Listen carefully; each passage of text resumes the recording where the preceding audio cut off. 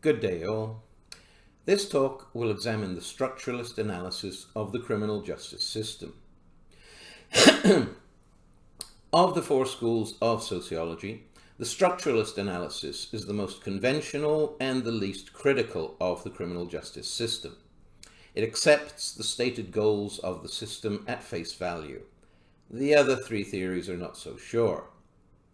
Structuralism looks at the justice system the same way it looks at any social organization, as a structure created to perform certain functions for society, specifically the function of providing law and order. Emile Durkheim examined the history of the law and criminal justice. For Durkheim, the most important thing about any society was the nature of the social ties that held it together. He argued that social ties were also moral ties. He said that every society is held together subjectively by a shared morality, which he called society's collective conscience. The collective conscience is the basis for social solidarity, which is a feeling of commonality, shared social ties, and shared social identity, which keeps society together. The law is just a formalization of the collective conscience. It is society's norms and values translated into explicit rules. In social terms, the main function of the law is to support the collective conscience and so maintain social solidarity. However, said Durkheim, solidarity has changed over time and the law has changed with it. Durkheim drew a distinction between pre-industrial societies and modern industrial societies. He argued that pre-industrial societies had what he termed mechanical solidarity, and industrial societies have organic solidarity. Mechanical solidarity is a simple form of solidarity based on everyone doing the same jobs and being the same, while organic solidarity is a complex form of solidarity based on everyone doing different jobs and being different. In hunting and gathering society, for example, all the men hunt and all the women gather. Those are the only jobs there are. In agricultural societies, there are more jobs in the town, but still, most people live on farms, where the men work in the fields, the women work in the farmhouse. It's easy to feel solidarity with other people when you can see that they're just like you. But modern industrial society, on the other hand, has created thousands of different jobs. Everyone specializes in different jobs. But specialization means that nobody's self-sufficient anymore. We all need each other to survive. So we still feel solidarity with each other, just a different kind of solidarity. This change from mechanical to organic solidarity has meant a change in both crime and in how society deals with crime. Durkheim argued that a society with mechanical solidarity values conformity and frowns on too much individuality. In a society based on sameness, sameness is seen as a virtue, and being different can be seen as a crime. In this type of society, an act doesn't have to be harmful to be declared a crime. It just has to offend against the social norms and values embodied in the collective conscience. Offending against the collective conscience creates a strong emotional reaction, which leads to a collective cry for vengeance. So, the type of law which emerged in pre-industrial societies was what Durkheim called repressive law, which is law that focuses on punishing transgressors against accepted norms and customs. Punishment of the criminal affirms that society's way of doing things is the right way of doing things. Durkheim provided historical examples of repressive law from the ancient Hebrews, Hindus, Romans, and feudal Europe.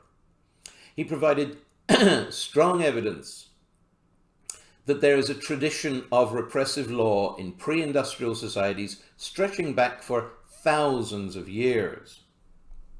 However, there is one problem with Durkheim's historical model. He lumped all pre-industrial societies together. These days, scholars distinguish between two very different kinds of pre-industrial societies: hunting and gathering societies and agricultural societies. All the societies that Durkheim looked at were agricultural societies. He had very little information about earlier hunting and gathering tribes. So, he had historical evidence that repressive law existed in agricultural societies, and he just assumed that it also existed in hunting and gathering societies. This was a mistake. We now know that tribal justice was based on the same type of law that Durkheim identified as emerging in modern industrial society, namely restitutive law, which is law based not on punishment, but on restoring what has been lost and correcting a social imbalance. In North America, indigenous peoples did this through the sentencing circle. If one person had wronged another, the whole tribe would sit down around the campfire and decide what should be done. Their focus was not on the individuals involved, but on healing what was seen as a wound to the tribe as a whole. The tribe could not let such a wound fester, so their decision had to be one that worked for everyone and that re-established feelings of community and solidarity. I shall have more to say about sentencing circles later on. Durkheim argued that in modern industrial society, we have inherited a pre-industrial justice system based on repressive law, but that we're gradually replacing it with a new system based on restitutive law, or what he also termed cooperative law. Repressive law is primarily criminal law. And even here, we can see a recent shift of focus from punishment to rehabilitation. But cooperative law is primarily non-criminal law. Industrial capitalism has seen an enormous expansion in contractual law, civil law, other forms of law that focus on the regulation of the economy rather than on crime. Durkheim called this cooperative law because it facilitates social cooperation. He argued that this was a more positive or progressive form of law than criminal law.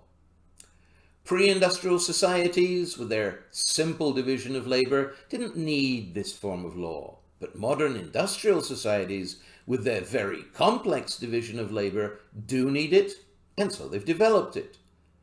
Durkheim saw this as evidence of social progress. I see it as evidence that in some ways, society is coming full circle back to its tribal roots.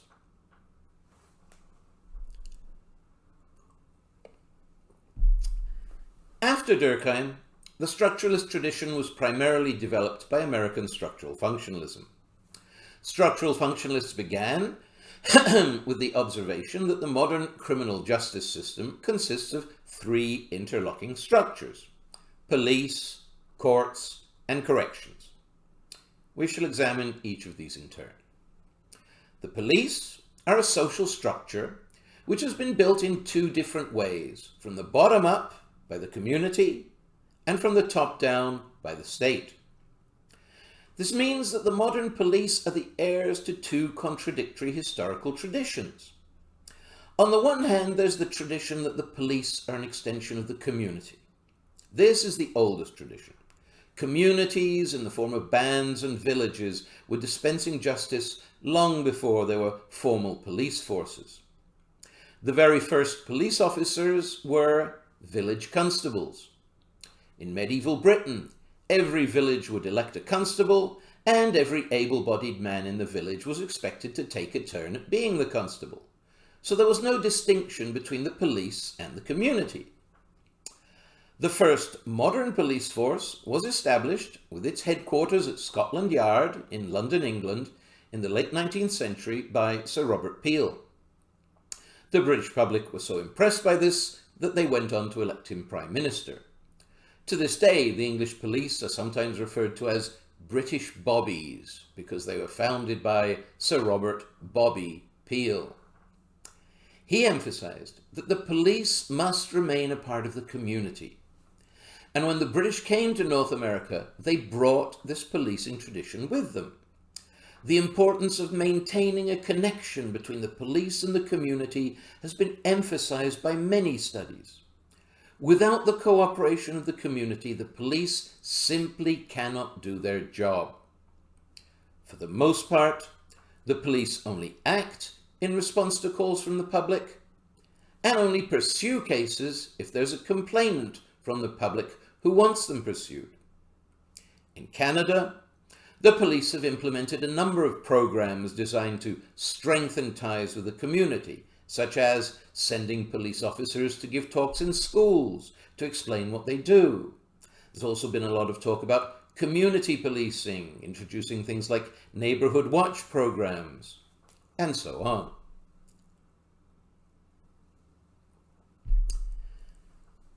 The other police tradition is the continental European tradition that the police are an extension of the state rather than the community. Modern police forces have been created as part of the growth of the modern bureaucratic state. They're generally centralized, nationalized, and modeled on the army, which has always been a core part of the state. In Britain, the police grew in a grassroots fashion from the community up. But in continental Europe, the police were created in a top-down fashion, imposed on the community from above by the state. This tradition separates the police from the community and sees the job of the police as being to control the community and impose law and order on them, rather than serving the community and enforcing community values. This is a tougher, more authoritarian, more violent approach. It has been used many times in North America to forcibly break up collective actions by the community, such as demonstrations, protest marches, strikes, and so on. The contradiction between serving the state and serving the community extends into the everyday activities and functions of the police. The state emphasizes the crime control aspect of police work. We're told that the main job of the police is to catch criminals. But in reality, crime control is a very small part of the average police officer's job. The main job of the police is really to serve the community by providing a 24-hour emergency public service. Any time that anybody has any kind of emergency that they can't handle, they call the police. Most of these calls have nothing to do with crime. In practice, crime control is just one of the functions that the police provide, and for most police officers, it's not even the main one.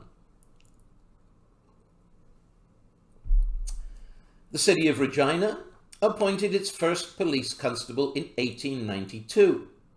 In addition to crime control, his official duties included acting as stray dog catcher, license inspector, health and sanitation inspector, and volunteer fireman. In other words, providing a wide-ranging public service to the community.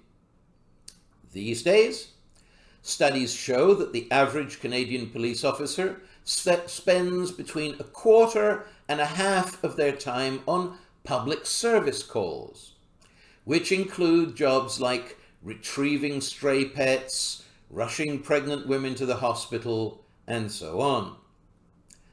Another quarter of the average cop's time is spent on maintaining public order, for example, by breaking up barroom brawls, noisy parties, and so on. Another quarter of their time is spent on administrative duties and paperwork.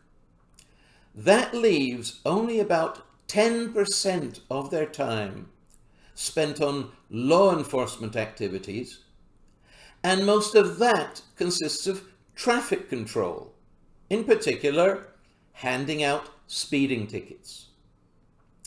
There are specialized units within the police that focus on specific serious crimes, like homicide, but they only make up a minority of police. Most police officers have very little to do with actual criminals. While speeding motorists have broken the law, they're not what we normally think of as criminals. Many critics have argued that the way we recruit and train our police is out of touch with this reality. People become police officers expecting to catch crooks and end up catching stray dogs. We should recognize that only a few specialized units actually engage in crime control, and that for most police, most of the time, their job is to provide a public service. The problem with this is that most police officers like their tough, macho, crime-fighting image and don't want to be thought of as basically glorified social workers.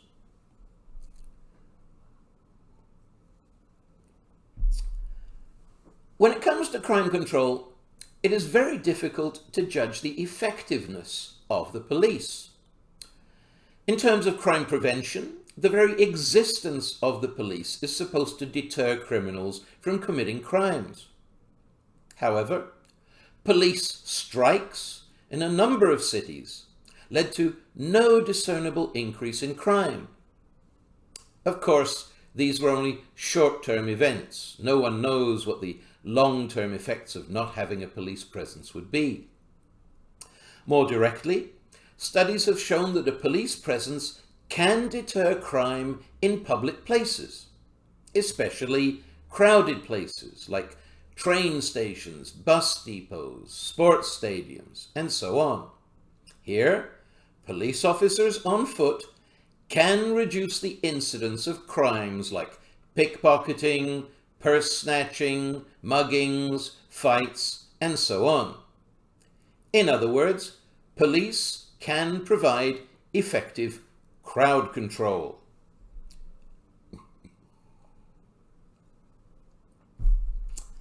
However, like most people, the police would rather go by car than on foot. Police spent a lot of time on what's termed preventive patrol, in particular, patrolling poor neighborhoods in squad cars.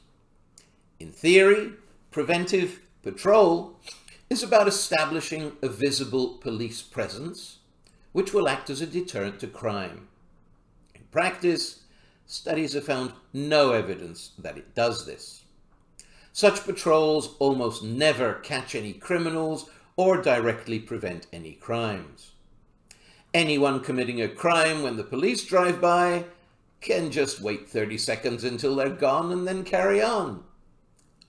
Marxist critics argue that preventive patrol is not about deterring crime, it's about deterring social unrest by letting poor neighborhoods know that the police are always watching them and always ready to arrest them. If the police cannot prevent crime, then their job becomes apprehending criminals. But here again, the effectiveness of the police is difficult to estimate. In Canada, the police solve, on average, about 2 out of 3 violent crimes reported and 1 in 3 of all crimes reported. But this is not the whole story. There is widespread agreement that the criminal justice system works like a funnel, gradually narrowing. At the top, you start with all the crimes that are committed. The majority of these never even come to the attention of the police because they're not reported. One widely known study estimated that only about 1 in 4 crimes are reported to the police. Of those reports, only about 1 in 5 result in charges being laid. And at the bottom of the funnel, only about 1 in 600 of all offenders are convicted and sentenced to prison. Now, professional criminals may not have these numbers, but they are well aware that only a tiny minority of criminals end up going to jail. This also undermines the deterrence value of the police. Part of the problem with estimating the effectiveness of the police is that the better the job they are seen to be doing, the more people report crimes, making it look as if the crime rate is going up. I just said that about 1 in 4 crimes are reported, but that's an average. If the general public thinks the police are unable to solve crimes, then more and more people just don't bother to report crimes. People don't want to take the time to file a report if they think that the police won't be able to do anything about it. On the other hand, if the general public thinks their police force is good at solving crimes, then more people will report crimes. This creates the paradoxical situation where the better the job the police do, the more the official statistics show the crime rate rising. The police can become victims of their own success. Finally, as regards the police, I want to address the question of how much confidence the public has in the police and how much confidence the police have in the general public. To take the latter issue first, surveys show that the police in Canada are generally happy with the level of support which they receive from the general public. However, there are some police officers who become paranoid and suspicious of the general public. They have no social contacts outside the force and become isolated from the community. Partly, this is because the media have created the image that police officers are risking their lives every time they put on the uniform, so they have to treat everyone as a potential threat. In reality, statistics show that police work is far less dangerous than many other jobs, such as farming, mining, construction, and so on. Still, this police paranoia does exist, even more so in the US than in Canada. As regards the general public's view of the police, opinion polls in Canada through the late 20th century showed generally high levels of public confidence in the police, with one big exception, namely Indigenous people. Given the number of them being put into prison, it's not surprising that Canada's Indigenous population has a pretty negative view of the police. However, Canada's white population expressed strong support for their police until the 21st century. Well-known polling organization Angus Reid began conducting surveys of Canadians' confidence in their police in 1997. At that time, a respectable 80% of Canadians expressed confidence in their police.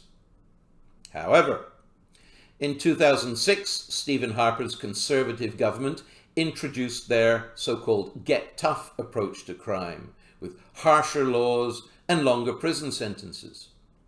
As a result, the 2012 Angus Reid poll found that just 40% of Canadians now had confidence in their police, just half the confidence level of just 15 years previously.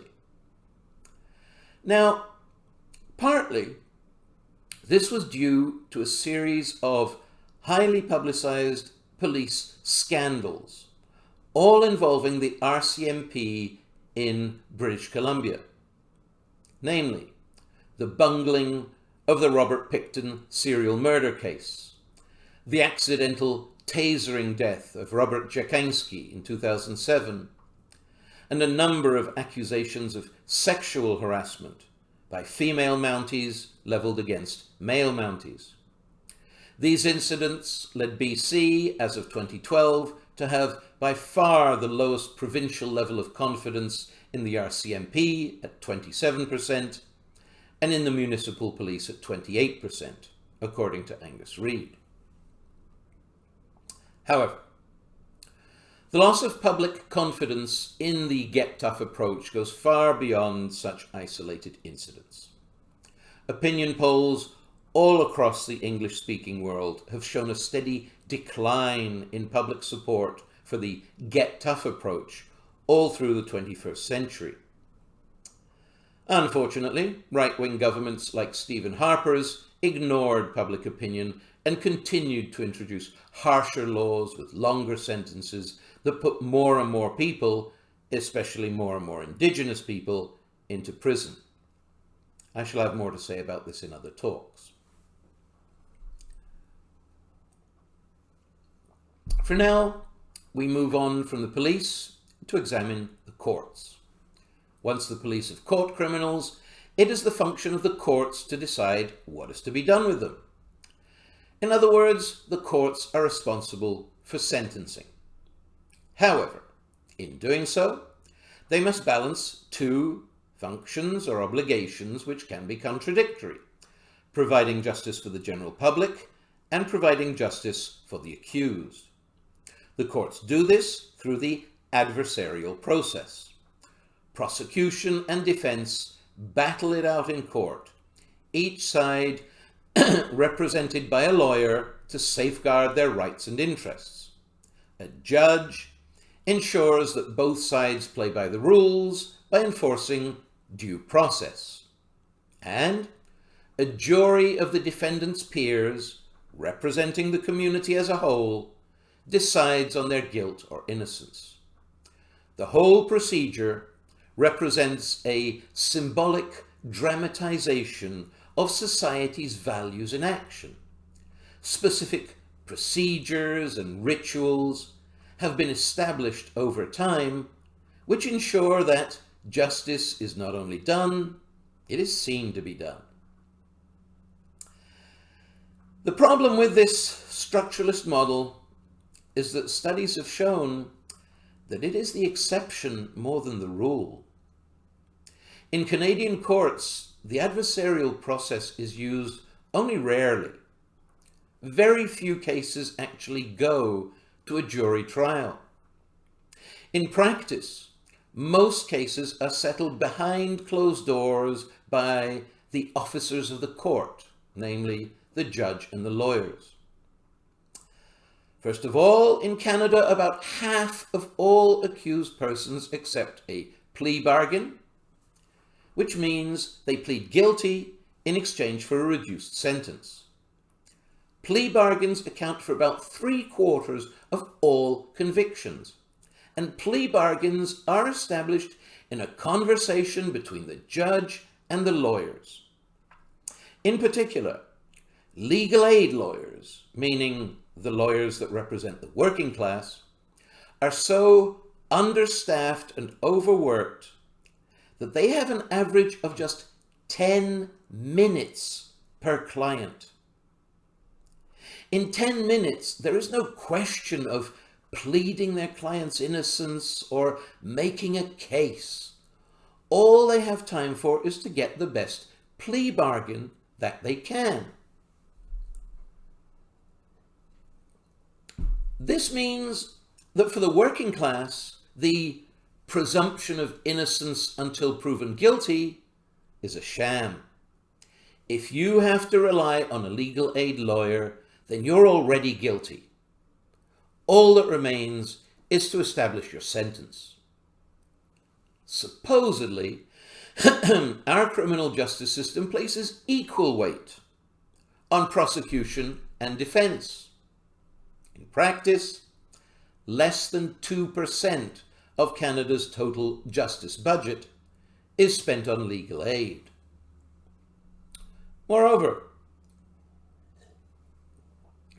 Of those defendants who decline a plea bargain and plead not guilty, almost 90% at first ask for a trial by jury. However, after their lawyer has explained to them that doing so would upset the judge and might well lead to a stricter sentence, almost all of them change their minds and accept the judge's ruling. Less than 5% of those who plead not guilty actually go to a jury trial, which means that only about 2% of all defendants go to a jury trial. These are generally the prominent cases, the ones that make the media, and so give the general public the impression that jury trials are much more common than they really are. This impression is supplemented by TV shows like Law and Order, in which every case goes to a jury trial, whereas in the real world it's just a small minority. In short, like the police, the authority of the courts is based partly on their grounding in the community and partly in their organization by the state. In theory, the main courtroom decisions are made by representatives of the community. In practice, they're mostly made by representatives of the state, namely the officers of the court. The general public has little influence on their decisions. And finally, in examining the corrections system, structuralists have noted that it too has been charged with two functions which can be contradictory: punishment and rehabilitation. Society often wants the criminal justice system to hurt those who have hurt society through punishments ranging from execution to confinement. Punishment is intended to act as both restitution to those who've been harmed and as a deterrent to crime. However, society also wants criminals to be corrected or rehabilitated so that they will not reoffend. But devising techniques of rehabilitation has proven to be much more difficult than devising techniques of punishment. Punishment can be administered simply in the form of corporal punishment: beating, whipping, chopping off body parts, and so on. Rehabilitation is not so simple. Rehabilitation is normally measured through rates of recidivism. In Canada, a person is considered a recidivist if they reoffend within 2 years of being released from prison. Canada's federal recidivism rate has held fairly steady for some decades now at between 40 and 45%. This means that nearly half of those who pass through the corrections system promptly return to a life of crime. And those are just the ones that got caught. Our correction system has at best a 50-50 chance of actually correcting an individual's criminal behavior. For the other 50%, it may actually reinforce their criminal behavior by acting as a school of crime, where inmates teach each other new criminal skills.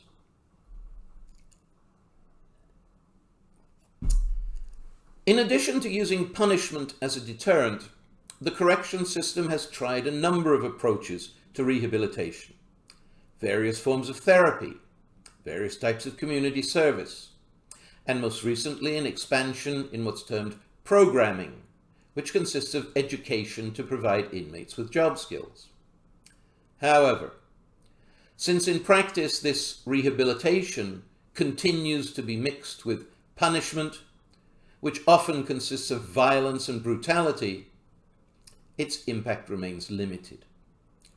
It is difficult to reintegrate offenders into a society which causes them so much pain. State policy has been inconsistent, occasionally providing new rehabilitation initiatives, but then underfunding them and often shutting them down at the first sign of trouble, which there inevitably is sooner or later. But despite these problems, structuralists argue that progress is being made. The very introduction of the official term corrections in the 1950s to describe the penal system shows that we are making the transition from what Durkheim termed repressive law to restitutive law, or in other words, the transition from a justice system whose main goal is punishment to one whose main goal is rehabilitation.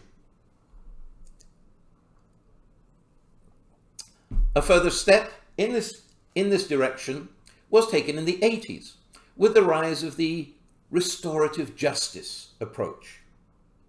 This approach emphasizes victims' rights and the need to establish a dialogue between victims and offenders.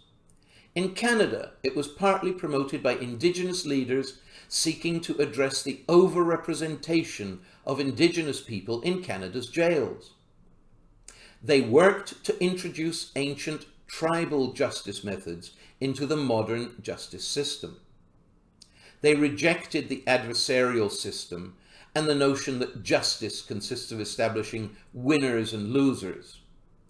Instead, they said that justice should heal the community and re-establish social ties by having offenders, for example, make reparations for wrongdoing, thereby promoting forgiveness and reconciliation all around.